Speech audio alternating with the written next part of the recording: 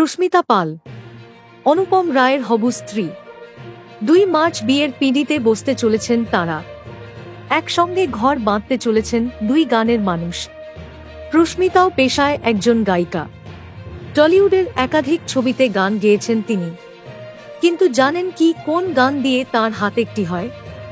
2012 সালে রাজ চক্রবর্তী পরিচালিত বোঝে না সে বোঝে না ছবিতে সাজনা গানের হাত ধরে টলিউডে কাজ শুরু করেন প্রস্মিতা।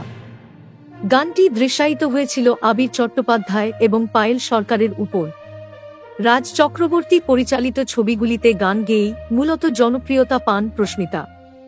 বোঝে না সে বোঝে নার সাজনা তাকে জনপ্রিয়তার শীর্ষে পৌঁছে দিয়েছিল তাকে। এখানেই শেষ নয়, রাজ পরিচালিত বরবাদ ছবিতেও 2টি গান গেয়েছেন প্রস্মিতা। পারবো না আমি ছাড়তে তোকে আসো নাও গেয়েছিলেন তিনি। 2টি গানই খুব জনপ্রিয়তা পেয়েছিল। এছাড়াও প্রস্মিতা শুধু তোমারই জন্য, বেলা শেষের মতো ছবিতেও গান গেয়েছিলেন প্রস্মিতা। ধারাবাহিকেও গান গেয়েছেন তিনি। Thank you so much for watching. Subscribe our channel and press the bell icon for more updates.